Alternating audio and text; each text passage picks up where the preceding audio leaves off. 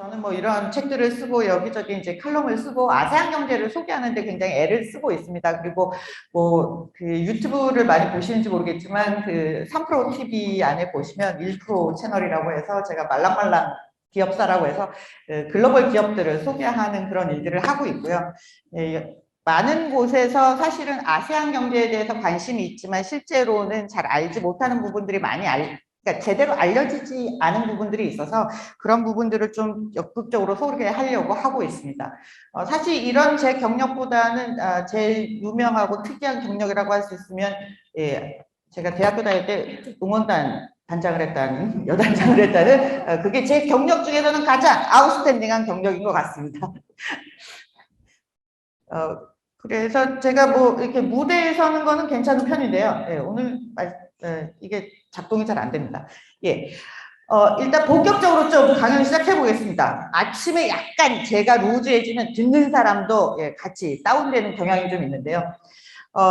최근에 경제 뉴스를 엄청나게 많이들 보고 계시죠. 그리고 한국의 경제 뉴스는 대부분 정치와 경제, 사회, 문화 모든 면에서 우리나라에서 가장 많이 등장하는 외국의 뉴스는 딱 두 나라가 나옵니다. 하나는 미국, 하나는 중국. 우리나라 뉴스만 보면 전 세계에 딱 두 나라만 있는 것 같습니다. 한국을 제외하고.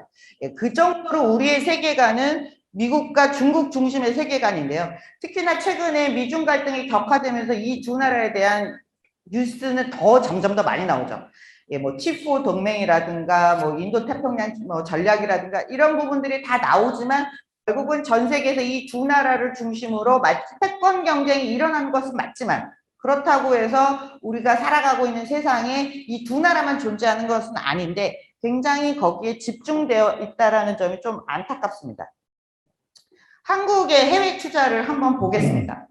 예, 해외 투자는 계속 증가하죠. 한국 기업들이 점점 더 글로벌 시장에서 존재감을 드러내고 있기 때문에 당연히 글로벌 전략도 새로 세워야 되고 해외 투자도 증가하고 있습니다. 2020년만 팬데믹 때문에 약간 주저했을 뿐이고요. 그 뒤로 계속 뭐 상승 추세를 이어가고 있죠. 예, 그런데 전체적인 투자 액수를 보면 아시아와 북미가 가장 많이 있습니다. 유럽도 투자를 많이 하죠. 그런데 북미라고 하면 이제 캐나다, 미국인데 미국에 대한 투자가 압도적으로 우리가 생각하는 것보다 훨씬 증가를 했습니다. 네, 그러면 한국의 해외 투자 추이를 좀 볼게요.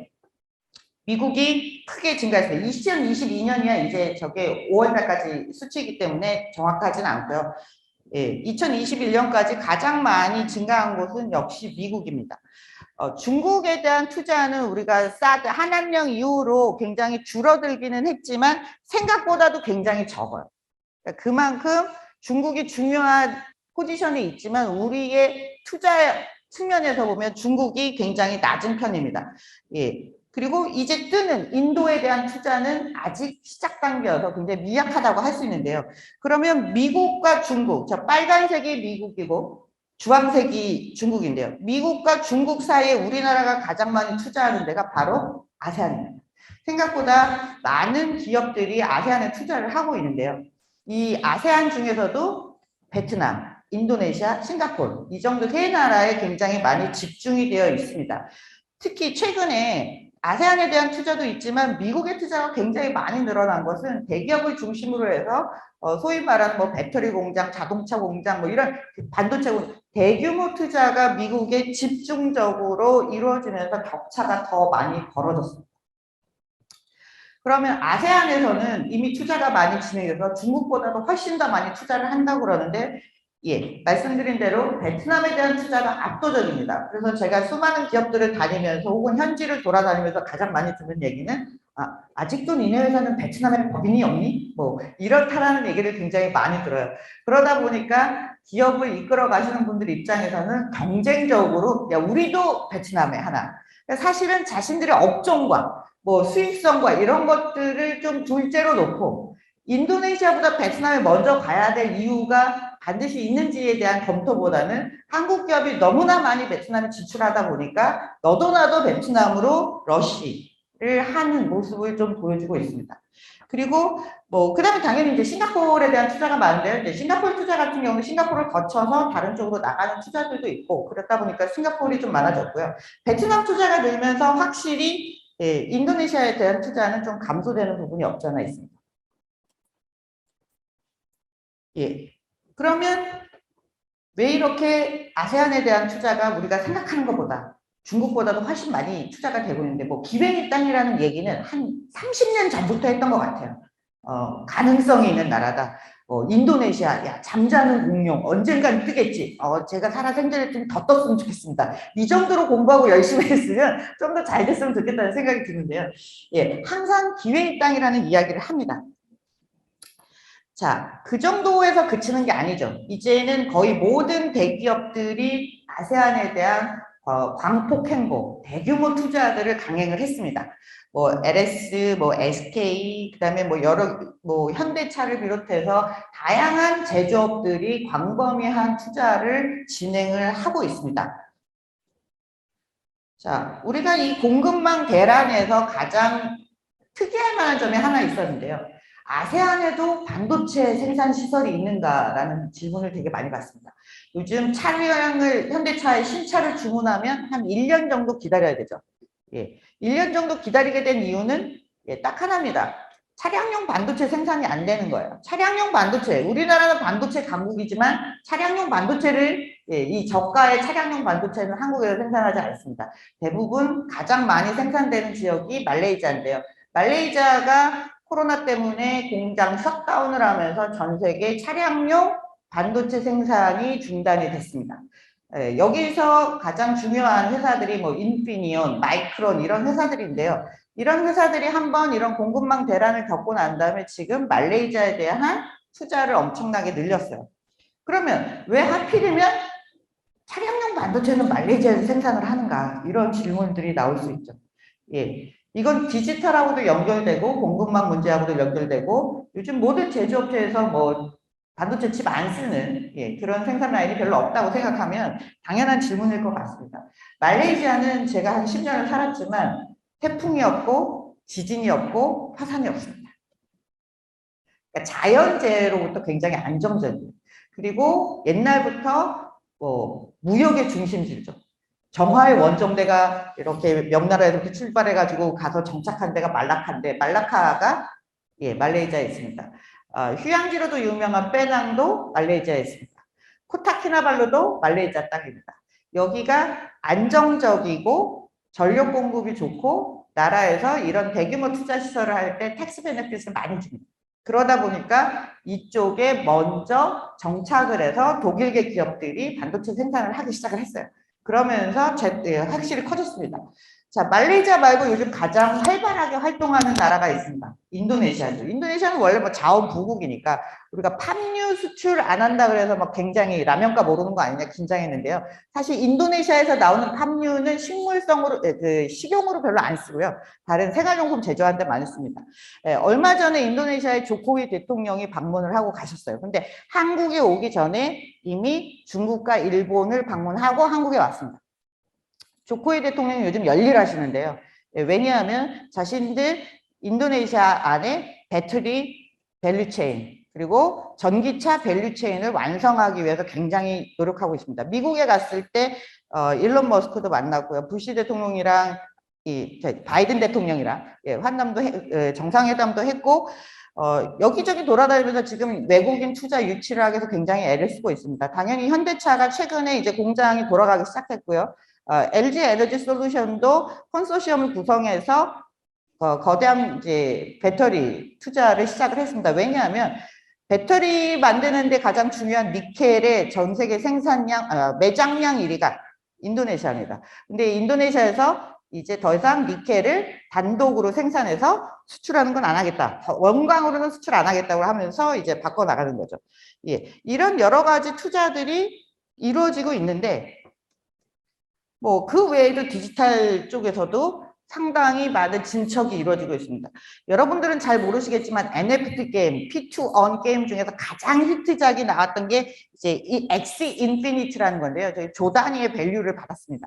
저 엑시 인피니티는 어디에 있는 회사냐? 베트남에 있어요. 베트남의 과학 영재라고 하는 분들이 만들어서 저 회사를 이렇게 세운 겁니다. 그 외에도 여러 가지 베트남 이외에 인도네시아를 비롯해서 디지털 기업들이 상당히 강세를 보였고요. 한국도 많은 ICT 기업들이 아세안 시장을 노리고 있습니다. 그래서 그리고 또 하나 핀테크 업체들도 아세안 시장을 굉장히 강조를 하고 있어요. 자, 그러면 글로벌 공급망이 재편된다는 얘기는 우리가 계속 듣고 있습니다. 앞에서 그렇게 말씀을 드렸죠. 그리고 거기에는 미국과 중국, 독일을 중심으로 거대한 밸류체인이 있다라고 하고 있고 이것이 변한다고 하고 있고 미국과 중국은 갈등을 빚고 있습니다. 그러면 우리는 어느 편에 서야 되냐? 그렇게 나온 것이 인도태평양 전략이죠.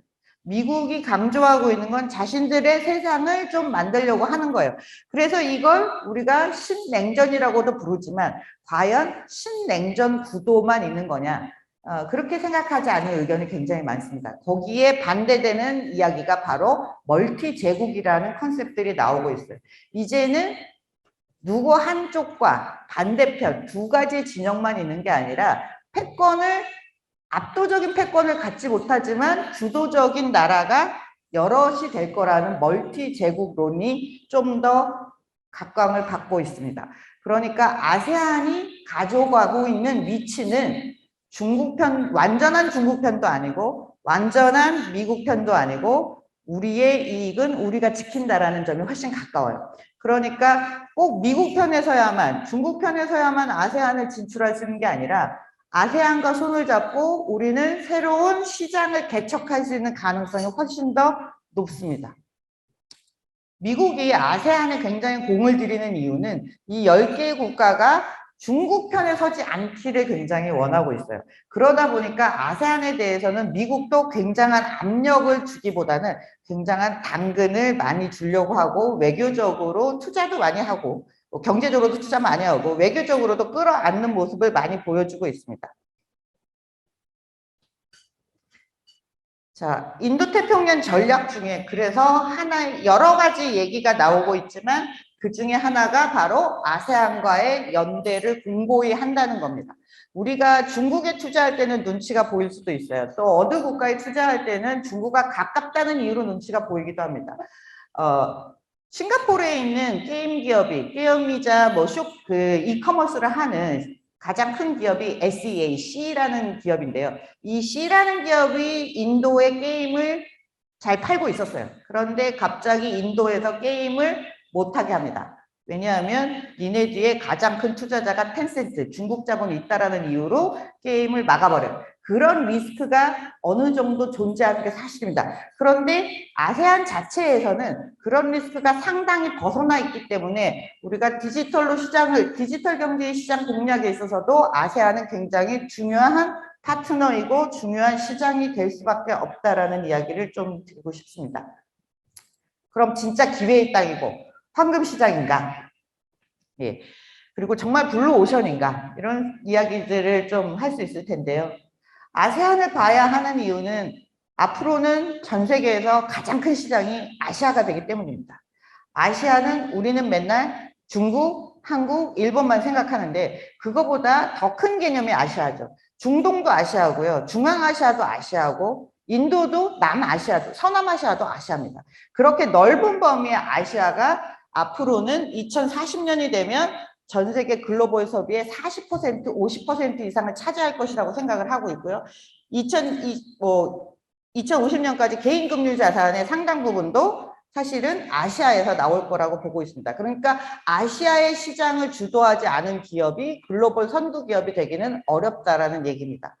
그런데 아시아에서 가장 큰 포션을 차지하는 쪽이 중국이었어요.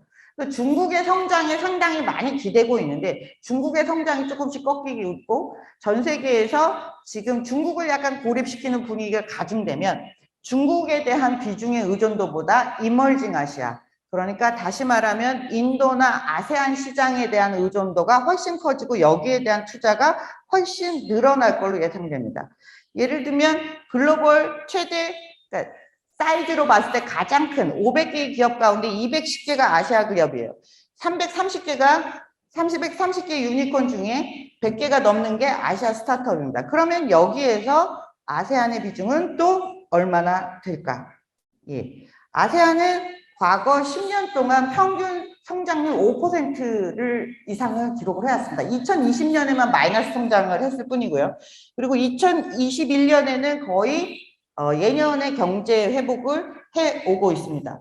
그래서 GDP나 뭐 GDP 캐피타나 다 1인당 소득 같은 경우는 다 증가를 했지만 여전히 리스크가 전 세계적으로 큰 가운데 있어서 아세안은 가장 두드러진 시장 중에 하나입니다. 아세안의 장점은 이런 거죠. 산업군이 다양해요. 요즘 인도네시아 주식도 상당히 괜찮았거든요. 왜냐하면 원자재 관련된 기업들이 많이 있어요, 시장에. 그러니까 한 산업군이 내려가더라도 다른 산업군이 또 올라가는 경향이 있습니다. 그래서 다양한 산업군이 존재하고 자원이 많고 소비 시장은 계속 성장하고 있는 거죠. 왜? 경제 성장률이 좋으니까. 그리고 중국을 대체할 성장 기지라는 점에서는 뭐 누구도 부정 못할 것 같습니다. 그렇지만 소득 수준이 다 달라요. 전체적으로 보면 전 세계에서 5위 규모의 경제 블록입니다. 인구도 6억 8천만 명. 6억 8천만 명 정도면요. 중국과 인도 다음으로 인구가 많습니다. 일단 인구가 많아야 시장이 어느 정도 형성이 되니까요. 그리고 한국에서 말씀드린 것처럼 한국에서는 제2의 교육 파트너고 우리가 두 번째로 투자를 많이 하는 지역입니다. 과거에는 제조업 중심이었지만 이제 제조업에서 서비스업, 디지털 경제로 이행하는 과정입니다. 최근에 아세안6의 올해 경제 성장률이 발표가 되는데요. 상당히 견조한 성장세를 보여주고 있습니다. 아세안 디지털 경제를 오늘 이제 중점적으로 다시 설명을 드릴 텐데요. 우리에게 매력적일 수밖에 없는 요인들이 분명히 있습니다. 가장 중요한 건 저는 인구 요인이라는 생각을 하고 있습니다. 인구가 단순히 많은 것도 시장에서 가장 중요한 요인 중에 하나인데요. 일단 젊어요. 젊은 사람들이 소비를 적극적으로 합니다. 내가 1,000만 원을 벌어도 소비를 나이 드신 분보다 훨씬 적극적으로 해요. 그리고 이분들은 새로운 기기를 쓰는데, 새로운 서비스를 쓰는데 별로 주저함이 없어요. 우리는 다 평가가 나온 다음에 한번 써보려고 하지만 어떤 애플리케이션도 젊은 사람들이 훨씬 더 빠르게 먼저 새로운 기기에 대해서도 마찬가지입니다. 그래서 젊은 사람이 많다라는 건 그만큼 시장이 역동적이라는 거예요. 최근에 해외 출장 가보신 분 다들 해외 출장 좀 다니시잖아요. 예, 저는 문이 열리자마자 이제 동남아, 싱가포르, 베트남 뭐 이런 데 가장 먼저 갔는데요. 한국에서 제가 2021년에 한국 들어왔는데 한국에 있다가 베트남을 갔을 때 예전에는 제가 말레이시아에 있다 베트남을 가면 뭘 느끼냐면 오토바이 소리 진짜 시끄럽다 이런 생각을 했어요. 근데 이번에 가니까 뭐가 느껴지냐면 이 시끄러운 게 젊은 애들이 많아서 시끄럽구나. 어느 카페를 가나 식당을 가나 세상천지 젊은 사람인 거예요. 한국에서는 일단 평균 연령이 일단 기본적으로 높잖아요. 근데 베트남을 가니까 확실히 그런 차이가 바로 느껴집니다. 예. 근데 제가 말레이시아 살 때는 그렇게까지는 느끼지 못했는데 한국에 있다 가니까 굉장히 젊은 사람이 많다라는 게 바로 느껴져요. 이게 바로 역동성이 가정되는 겁니다. 그리고 이렇게 평균 연령이 낮으면서 이 사람들이 계속 노동시장에 들어가잖아요. 노동시장에 들어간다는 이유는 이거는 내가 돈을 버는 나이에 진입하는 사람이 계속 느는 거예요. 근데 이 사람들이 노령화가 돼서 돈을 못 버는 게 아니라 이 사람들이 돈을 원래 있던 사람들은 돈을 계속 더 벌고요. 젊은 사람들이 이제 학교를 졸업하고 계속 돈을 버는 소비자로 계속 성장하는 거예요. 그러니까 소비 시장이 적어도 줄어들거나 위축될 가능성은 굉장히 낮습니다. 한국에서는 요즘 그 유아용품 산업 이런 거 잘 안 됩니다. 일단 애를 안 낳잖아요. 베트남은 너무 잘 되는 거예요. 그래서 베트남에 새로 한국 사람들이 서비스하는 스타트업, 저희가 이제 투자를 하고 있는데요. 서비스업 중에 그 초음파 사진으로 얼굴을 이렇게 이 아이가 정말 태어나면 이런 얼굴일 것이다 라고 이렇게 3D로 만들어 주는 게 있어요. 그 서비스를 이용하는 친구들도 굉장히 많은 거예요. 베트남에. 예. 그리고 뭐 웨딩 산업 이런 것도 한국은 잘 안 되는데 베트남도 굉장히 잘 됩니다.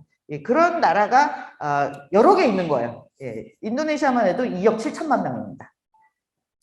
그 다음에 중요한 건 다 모바일 퍼스트예요. 우리가 모바일 퍼스트를 생각하면 어디하고 똑같다고 생각하냐면 중국이랑 똑같습니다. 그러니까 누구나 모바일 기기를 들고 서비스를 이용하는데 인프라가 다 잘 갖춰져 있어요. 그러니까 우리가 이것을 이제 유선의 시대 없이 무선 인터넷, 모바일로 바로 갔다 그래서 리프로깅이라고 하는데요. 이런 인프라는 더 이상 인프라 때문에 뭘 못할 것이다, 안 될 것이다 라고 얘기할 필요는 없습니다. 인프라는 이미 다 갖춰졌고 데이터도 많습니다. 그리고 중요한 건 팬데믹 기간 동안에 인터넷 디지털 컨슈머가 확 더 늘어났어요. 이 얘기는 뭐냐면 집에 있어야만 되니까 예전에는 그냥 검색만 하고 무료인 소셜 미디어만 쓰다가 이제는 돈을 주고 뭔가 서비스를 가입하거나 이용하거나 이커머스를 쓰는 그런 걸 우리가 이제 디지털 컨슈머라고 하는데요. 그런 사람들이 무려 4억 4천만 명이 된 겁니다. 한국에 비하면 월등하게 큰 시장입니다. 그리고 아직도 2억 몇천만 명이 남아있는 거예요. 새로 진입할.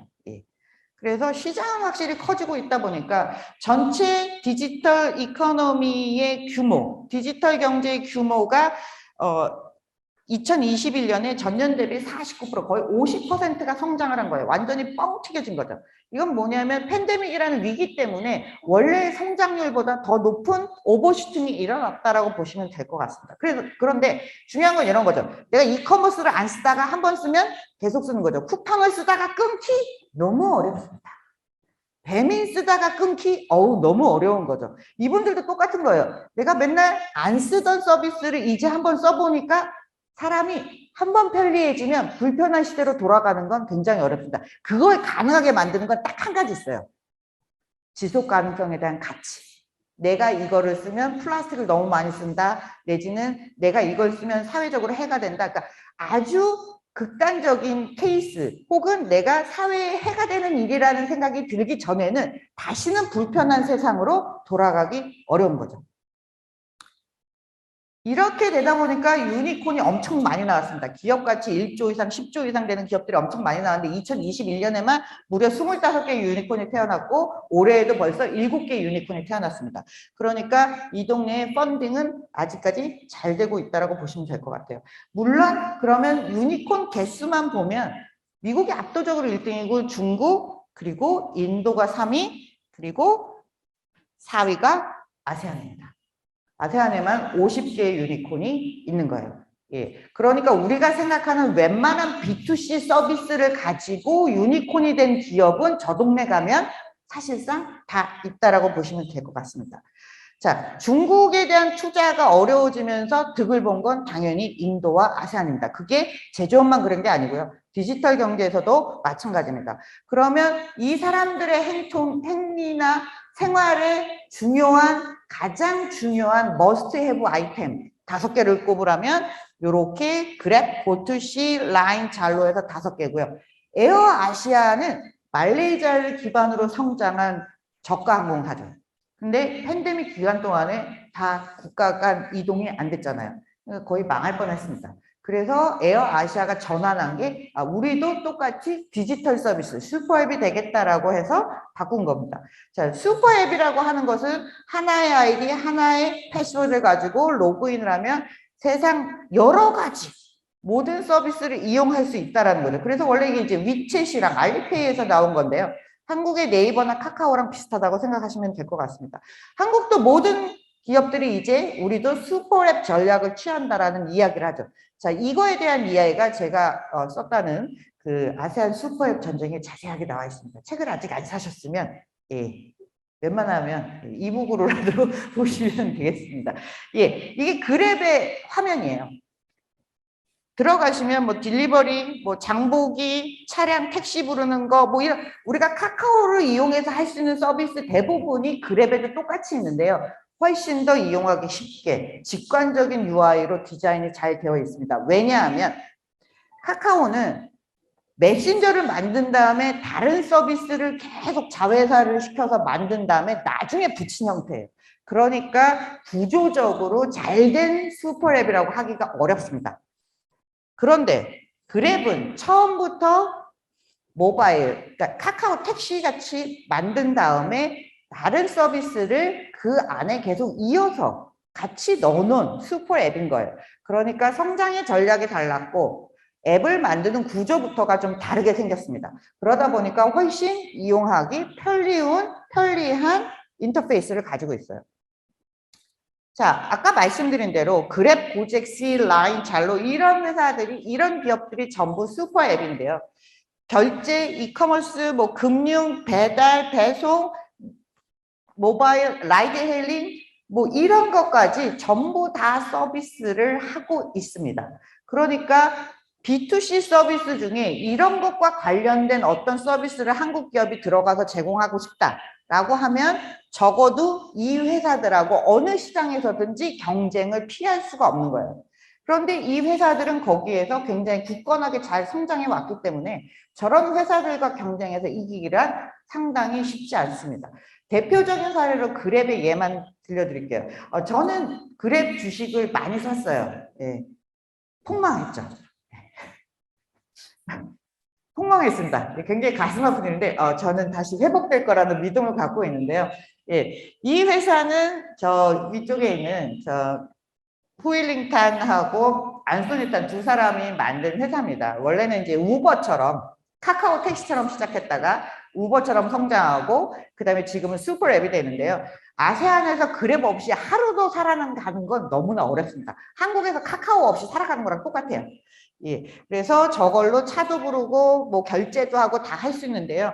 차량 택시 부르는 거, 우버 부르는 그 라이드 헤일링 부르는 게 전체 시장의 한 70% 이상 차지하고 있습니다. 아세안 8개 국가 중. 혼자 다 해먹는 거죠. 디지털 페이먼트 40% 이상 차지하고 있습니다. 푸드 딜리버리 거의 시장 전체에서 1등을 하고 있습니다. 그러니까 그랩 없이 저 나라에서 뭘 한다는 건 굉장히 불편한 일입니다. 그래서 결국은 우버하고 경쟁하다가 우버를 내쫓을 정도의 실력을 가지고 있고요. 소프트뱅크의 손정희가 우버보다 더 먼저 투자하는 회사가 그랩입니다. 그리고 지금은 뭐 디지털 뱅킹 라이센스를 받아서 디지털 뱅크, 그러니까 핀테크로 굉장히 많이 옮겨가고 있고 딜리버리, 배민의 그 뭐 장보기 서비스 같은 것도 계속 확장을 하고 있죠. 인도네시아를 가면 고젝이 있습니다. 고젝과 토코페디아가 합쳐져서 고투그룹이 됐죠. 인도네시아에서 고젝 없이 살아가는 것도 너무나 힘든 일입니다. 고투그룹 역시 핀테크, 디지털 뱅킹에 굉장히 힘을 많이 쓰고 있어요. 그러니까 이런 고투그룹 같은 경우에는 아마존의 플라잉 휠과 같은 구조를 갖고 있다고 보시면 돼요. 그랩도 마찬가지고요. 이 고투그룹은 고젝과 토코페디아 이커머스하고 합쳐졌는데요. 그러니까 자신들이 굉장히 많은 유저를 가지고 있고 그 정보를 가지고 이용자를 더 확대하고 핀테크 서비스를 하고 대출도 해주고 이게 다시 자신들의 매출을 증가시키고 자신들의 서비스를 확장해가고 이런 플라이휠을 가지고 있는데요. 이런 플라이휠을 전부 다 모든 슈퍼앱들이 지향하고 있는 비즈니스 모델이라고 볼 수 있겠습니다. 그리고 뭐 C라는 기업, 여기는 뭐 게임하고 이커머스를 같이 하고 있죠. 이 C라는 회사의 주가가 300% 이상 올랐다가 지금은 좀 많이 하향 곡선을 그리고 있는데요. 규모상으로 보면 쿠팡보다 매출액이 작습니다. 우리나라에서는 정말 쿠팡을 많이 쓰죠. 그러니까 그게 이제 실제로 거래액이라든가 이런 걸 보면 쿠팡보다 작지만 기업 가치는 쿠팡보다 훨씬 높습니다. 주가가 많이 빠졌음에도 불구하고요. 왜냐하면 쿠팡보다 앞으로 성장의 여력이 더 있다라고 보는 거예요. 어떤 점에서 여기는 아직 이커머스로 더 유입되고 더 많이 쓸 수 있는 유저가 훨씬 많이 남아있기 때문에. 그리고 해외 진출도 훨씬 많이 했습니다. 그래서 유럽이나 남미까지도 진출을 했습니다. 그리고 당연히 역시 C뱅크, 디지털 뱅킹으로 나가고 있고요. 태국에서 라인 없으면 살기 어렵습니다. 베트남에선 잘로라는 메신저 없이 살기 어렵죠. 한국의 카카오와 같은 게 태국에서는 라인이 네이버에 라인이 장악을 한 것이고요. 베트남의 같은 경우는 베트남 로컬, 잘로라는 기업이 한국의 카카오톡과 같은 위치를 차지를 하고 있습니다. 그러니까 어느 시장에 들어가든지 이런 기업과 경쟁하지 않기가 너무 어려운 겁니다. 그러면 모든 영역에서 이렇게 잘하고 있는 슈퍼앱이 있는, 그래서 이미 동남아 사람들도 이런 앱을 쓰고 새로운 디지털 서비스를 쓰는데 굉장히 자연스럽게 노출이 되어 있고 잘 쓰고 있다는 거예요. 인프라는 충분히 갖춰져 있습니다. 그러면 지금까지 B2C가 성장했다면 이제 라이드 헤일링, 푸드 딜리버리, 게임 이런 건 다 있어. 그러면 그 다음 단계에는 뭐가 될 거냐는 거죠. 이런 슈퍼앱들을 하나의 섹터, 하나의 인더스트리로 규정하기는 굉장히 어렵습니다. 자, 앞으로 어떤 데서 무슨 사업이 더 잘 될까? 우리가 어디로 나가야 될까? 라는 생각을 하면 가장 최근에 유니콘이 되고 가장 최근에 기업 투자를 많이 받은 기업을 한번 볼게요. 올해 유니콘이 된 기업들입니다. 핀텍이 2개, 헬스케어가 하나, 사스, 소프트웨어 애즈 서비스, HR텍, 프롭텍 이렇게 있습니다. 그러니까 과거보다 라이드 헤일링이나 이커머스 이런 거보다는요. 좀 더 핀테크나 좀 더 B2B 모델에 훨씬 더 가까워지고 있습니다. HR텍 같은 경우도 사실은 개인에 대한 서비스가 아니라 B2B 서비스라는 거죠. 자, 핀테크의 얘기를 좀 해드릴게요. 자, 빅블러라는 말을 많이 하죠. 경계가 없다는 겁니다. 기존의 금융업은 금융기관만 했어요. 그런데 지금은 토스도 하고 카카오뱅크도 있고 K뱅크도 있고 똑같습니다. 아까 말씀드린 라인, 잘로, 그랩, C, 고투그룹 모두 다 핀테크를 합니다. 그러니까 기존에 있던 은행과 경쟁을 해야 되는 상대는 한국 은행들이 실제로 동남아에 진출해서 경쟁해야 되는 상대는 로컬 은행도 있고 글로벌 은행의 지점도 있지만 또 다른 하나의 경쟁자는 바로 이런 핀테크 기업들이 될 수밖에 없습니다. 자, 그래서 제가 말씀드리고 싶은 건 헬스케어, 그 다음에 뭐 농수산업, 에듀텍, 그린텍 이런 산업군들이 지금은 점점 더 각광을 받고 있습니다. 왜냐하면 저런 슈퍼앱들이 건드리지 않은 영역이고요. 또 한 가지는 정부가 빨리 디지털 트랜스포메이션을 했으면 좋겠다고 하는 영역이에요. 그러면 이런 영역에 진출하는 외국 기업에 대해서는 지원책도 많고 경계를 훨씬 더 진입장벽을 낮춰주는 효과를 거둡니다. 그래서 B2B뿐만 아니라 B2G에 있어서도 상당히 문이 열려 있다라고 보시면 될 것 같아요. 제가 예를 하나 들어볼게요. 이게 말레이시아의 디지털 지원 정책입니다. 그러면 뭐 여러 가지 섹터가 다 있죠. 세상에 이런 섹터를 말레이시아 정부가 다 지원하고 다 육성하기는 굉장히 어렵습니다. 그런데 거기서 어디에 가장 중점을 둘까를 막 꼽아봤어요. 그래서 이제 새로운 영역들에 있어서 그리고 가장 또 하나 중요한 것 중에 하나가 중소기업 육성이라는 거에 대해서는 어느 정부도 모든 정부가 다 가지고 있는 겁니다. 그래서 그렇게 여러 가지 섹터를 골라봤을 때 어떤 데가 유리하냐라고 말레이시아의 케이스만 제가 살펴본 겁니다. 그러면 인프라에 관계된 것 중에 하나, 그리고 그린에 관계된 것 중에 하나, 뭐 이런 것들이 꼽아진다는 거예요. 실제로 예산이 배정된 부분을 이야기하는 겁니다. 왜냐하면 정부는 뭐든지 다 한다고 나오죠. 한국 정부도 뭐 로드맵 그리면 굉장히 멋지게 나오잖아. 이것도 하고 저것도 하고 1부터 100까지 다 할 것 같지만 실제로 예산이 배정된 부분, 그거를 제가 체크를 해봤었어요. 근데 디지털 트랜스포메이션의 HR 테크 중에 하나가 이제 스윙이라는 회사입니다. 한국인 창업자가 말레이시아에서 세운 거예요. 근데 중소기업을 대상으로 한 클라우드 베이스 HR 시스템이에요. 그런데 저게 왜 유리한 고지를 점령을 했냐? 물론 서비스도 좋아요. 그런데 아까 말씀드렸잖아요. 정부가 예산을 책정해둔 부분이 있어요. 그러니까 중소기업이 이런 서비스를 쓰면 나라가 돈을 줘요. 근데 이게 먼슬리로 뭐 얼마를 페이를 하고 쓰는 거잖아요. 그만큼의 그 돈의 이상을 정부가 지원을 해줍니다. 그래서 팬데믹 기간 동안에 굉장히 성장했어요. 창업자도 되게 멋진 분입니다. 한국인 창업자. 또 하나는 인프라예요. 근데 수도관을 막 다 새로 까는 것도 있지만 뭐가 있냐면 누수를 잡아내고 효율적으로 계량을 하고 추적하는 시스템이 필요한데 그걸 누가 잘하냐면 우리나라 K-워터, 옛날 수자원공사가 하고 있습니다. 이 수자원공사가 이런 시스템을 개발을 했고 그런 시스템에서 좀 더 효율적으로 하고 있는 위플랫이라는 한국의 스타트업이 있어요. 수자원공사에 다니시던 분이 K-워터 다니시던 분이 나와서 스타트업으로 만들어서 성장을 하고 있는데 이 회사가 말레이시아의 지방 정부하고 계약을 해서 지금 사업을 추진하고 있는 거예요. 그게 가능한 이유는 역시 예산이 있습니다. 그러니까 이 나라가 원하는 것은 1부터 100까지 있지만 그중에 정말로 예산이 투입돼서 빨리 실현시키고 프라이어리티 넘버 1의 순서에 해당하는 부분들을 B2G로서 굉장히 성장의 가능성이 있다. 한국에서도 유명한 회사죠. 에누마. 교육 예, 에듀텍입니다. 에누마도 말레이시아 정부, 인도네시아 정부하고 같이 일을 하고 있어요. 왜냐하면 지방에 있거나 효율적인 온라인 교육 시스템을 갖지 못한 아이들을 위해서 정부가 먼저 실현해야 되는, 투자해야 되는 부분인 거예요. 그래서 역시 에누마도 지금 활동을 계속 넓혀가고 있습니다. 그래서 포스트 팬데믹 시대의 아세안 디지털 경제는 분명히 변화하긴 있어요.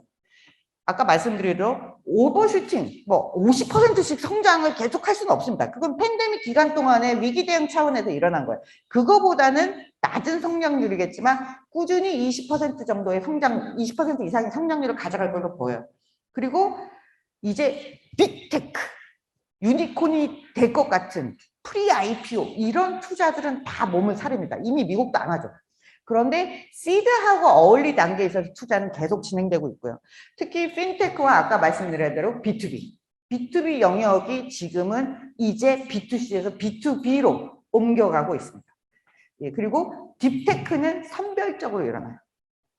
우리가 말하는 딥테크, 뭐 AI 이런 거는 가능한데요. 굉장히 물리적인 R&D가 많이 들어가는 뭐 전기차, 자율주행 이런 것들을 잘할 수 있는 기본적인 인프라가 갖춰진 것은 싱가포르밖에 없습니다. 그럼 다른 나라는 아예 안 하냐? 아니죠.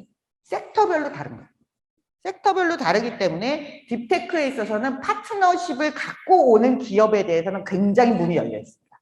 왜? 자체적으로 R&D를 하기 힘들기 때문에 이런 부분에 대한 지원은 양 국가에서 우리도 지원을 많이 해주고 인도네시아라든가 말레이시아에서도 지원을 많이 해주는 부분이 있습니다.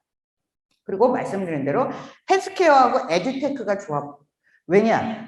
저거는 정부가 투여한다고 해서 의사 수를 올해 10,000명인데 내년에 30,000명씩 만들 수가 없어요. 선생님이 올해 10,000명인데 10,000명이 더 필요하다고 갑자기 선생님을 10,000명씩 더 뽑는 거 불가능합니다. 그 인프라가 개선되는 데는 시간이 굉장히 많이 소요돼요. 그러다 보니까 그걸 빨리 해결할 수 있는 테크놀로지 기반으로 해결할 수 있는 것들이 정부의 우선적 과제이기 때문에 이건 돈을 들여서 해결한다는 것보다는 진입 장벽을 없애주거나 규제를 없애주는 방향으로 갑니다. 한국에서의 디지털 헬스케어는 되게 어려운데요. 이쪽에서는 그런 게 훨씬 더 열려 있다라고 보시면 될 것 같습니다.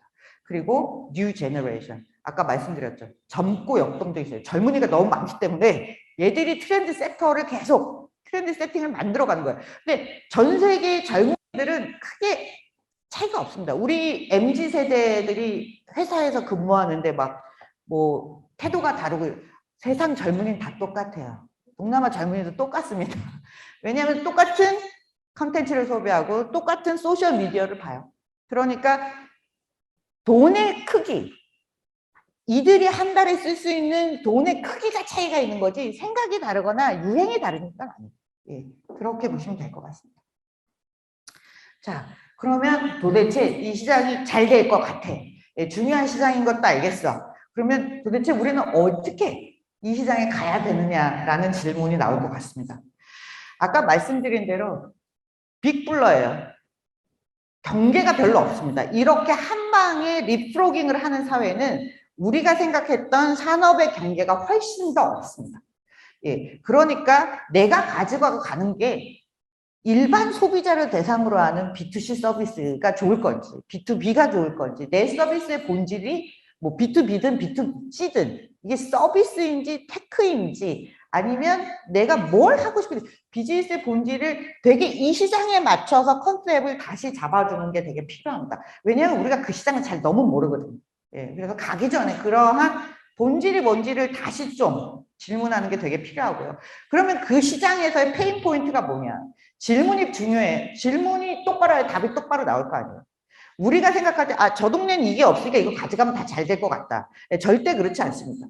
예를 들면, 베트남에 선크림 팔면 되게 잘 될 것 같죠. 맨날 덥잖아요. 근데 생각보다 베트남에서 선크림 그렇게 안 팔렸어요. 아직은 선크림을, 이건 요즘은 아닙니다. 옛날에 초창기에는 화장품 중에서 그게 별로 안 팔린 거예요. 예, 색조 화장품 같은 경우도 잘 안 팔렸어요. 왜? 베트남 사람들은 매일 뭘 탑니까? 오토바이 타잖아요. 헬멧 쓰잖아요. 그럼 무슬림들은 뭐 염색도 안 하고 화장도 잘 안 할 것 같죠. 웬 무슨 만만한 콩떡이었어요.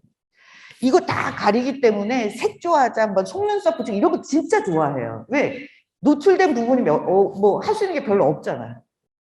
그리고 이 히잡을 쓰고 이런 분들은 히잡에 꼽는 핀 같은 거, 액세서리를 엄청나게 좋아합니다. 그런 식으로 그 시장이 가지고 있는 특성이 다 다르고 페인 포인트가 많이 달라요. 그래서 말레이시아에는 오토바이 택시 없습니다. 그런데 베트남하고 인도네시아는 오토바이 택시가 있어요. 베트남은 소득 수준이 낮아서 있는 거기도 하고, 뭐 양쪽 다 뭐가 있죠? 그 대중교통이 많이 편리하게 돼 있지 않기 때문에 일어나는 부분이기도 합니다. 그래서 페인 포인트가 뭔지 영역마다 생활마다 종류별로 국가별로 다 다릅니다. 그래서 커스터머를 어떻게 관계를 맺을 거냐, 이런 겁니다. 그리고 여러분들이 생각하는 것보다 웬만한 아이템들은 다 있어요. 넘치는 경쟁자에서 이 시장이 블루 오션인지 레드 오션인지, 이게 이미 블루가 된 건, 이미 레드 오션이 된 건 아닙니까? 이런 식의 좀 더 자세한 꼼꼼한 마켓 서치가 되게 필요하다는 게 전제 조건이 돼야 되는 거고요. 그러기 위해서 가져가야 되는 건 그 시장에 내가 진입했을 때 이 한 나라만 서비스를 할 수 있는 거냐, 앞으로 2개의 나라, 3개의 나라를 더 가져갈 수 있냐, 이건 굉장히 중요한 문제입니다. 아세안은 한국가로서 크기가 큰 데는 인도네시아밖에 없어요. 2억 7천만 명, 2억 8천만 명 정도 되는 시장이니까. 근데 한 나라를 위해서 가는 것이 아니라 아세안에서 적어도 2개, 3개 나라를 커버리지 할 수 있는 서비스인지 테크놀로지인지 그걸 분명하게 가르고 가야 충분한 투입 대비 아웃풋이 나옵니다. 그래서 이런 페인 포인트를 잘 찾는 것이 바로 로컬라이제이션이라고 하는 건데요.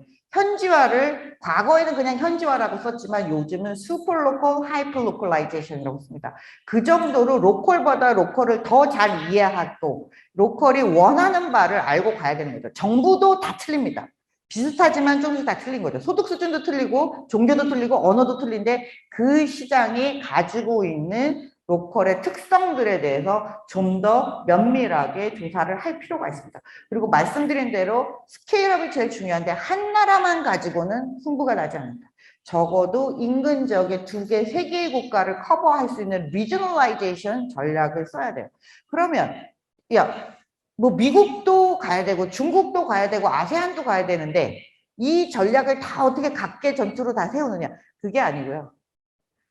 기업이 성장하는 데 있어서 전체적인 글로벌 로드맵이라는 게 있어야 되고 그 중에 중국도, 미국도, 아세안도 그렇게 포지셔닝 하는 것이 대단히 중요한 리저널라이제이션의 포인트라고 생각을 하고 있습니다.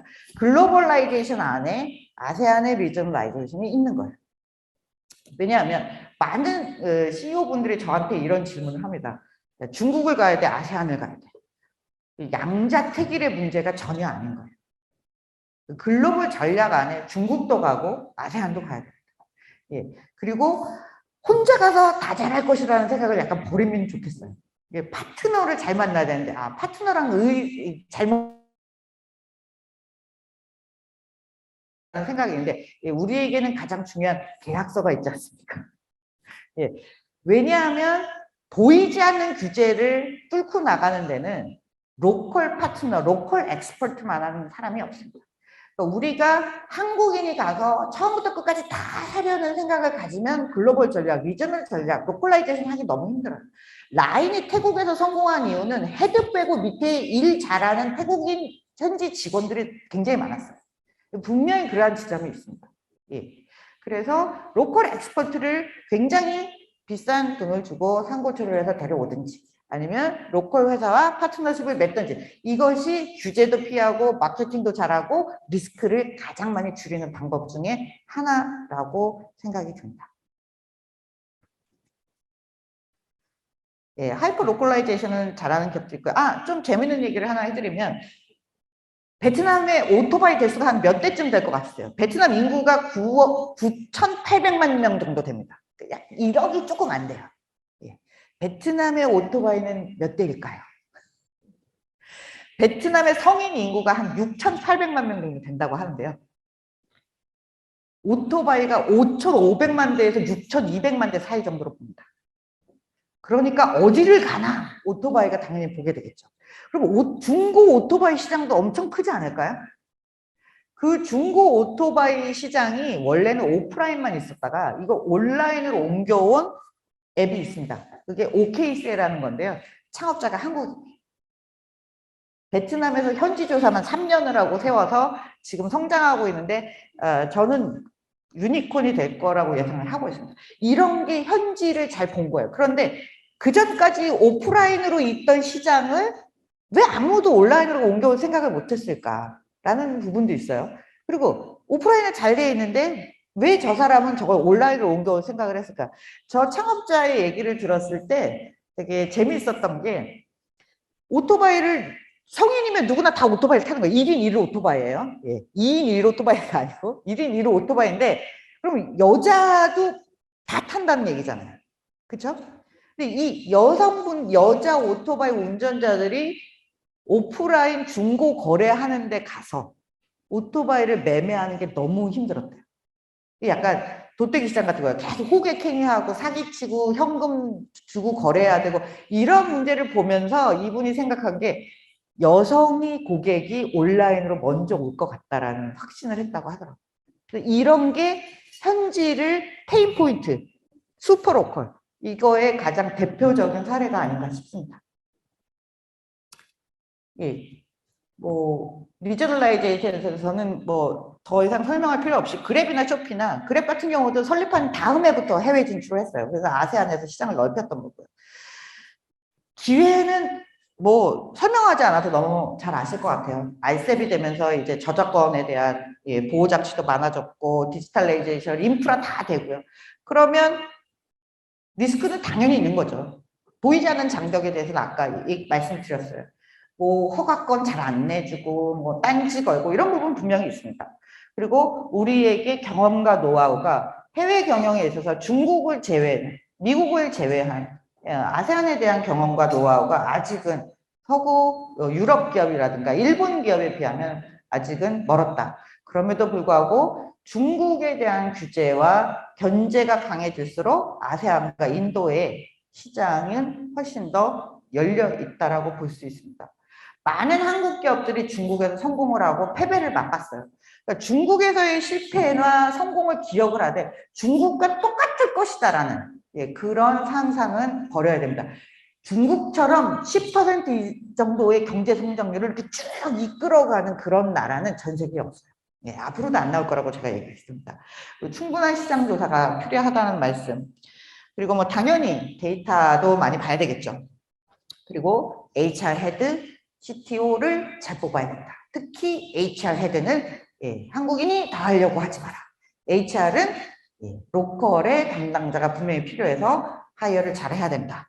그리고 CFO는 한국인이 하면 된다. 라는 말씀드리고요. 그리고 정부를 무시하지 마라. 시장을 이기는 기업이 없다고 해요. 그런데 우리가 해외 진출을 할 때는 정부를 무시해서 잘 되는 경우가 없습니다. 예. 세상 잘 나가는 거대한 외국 기업들도요. 인도에서 허가 못 받습니다. 쉽게 받지 못합니다. 이케아가 인도에 매장을 열 때까지 수차례 시도를 했지만 매장을 잘 열지 못했어요. 2018년에 처음 열었습니다. 예. 그런 시장들이 해외 시장에서는 어찌됐든 정부를 무시하지 말고, 그래서 아까 말씀드린 대로 정부가 필요로 하는 우선순위, 정부가 먼저 버짓을 얼로케이션 하는 쪽이 좀 더 유리하다는 말씀을 드릴 수 있을 것 같습니다. 예, 오늘 제 강연 내용은 이 정도로 정리를 할 수 있을 것 같아요. 그래서 사실 아세안 시장이 계속 성장한다라는 거에 대해서는 누구도 토를 달지 않을 것 같습니다. 그런데 그 규모가 중국처럼 크지 않고 미국처럼 크지 않다라는 점도 인정을 해야 돼요. 그러면 우리가 중국과 미국에 집중해야지 왜 아세안에 집중하냐? 아니죠. 시장은 다양하게 포트폴리오를 짜서 가야 되는 겁니다. 그 중에서 상대적 우리가 잘할 수 있고 기회가 있고 가능성이 높은 데가 아세안이라면 굳이 아세안 시장을 버리고 갈 이유는 없는 거죠. 당연히 가야 되는 시장이고 한 시장이 무너졌을 때 아세안이 떠받쳐줄 수 있는 시장이 꼭 됩니다. 그리고 우리에게 좋은 파트너일 수 있고 아까 말씀드린 대로 신냉전이 되던 멀티 제국의 시대가 되던 이렇게 글로벌 환경이 변할 때 그중에서 가장 휘둘리지 않는 아세안 시장은 우리에게 더 많은 기회를 열어줄 것이라고 생각이 됩니다. 예, 제 강연은 여기까지 마치고요. 예, 질문 있으면 질문을 받도록 하겠습니다. 감사합니다. 네.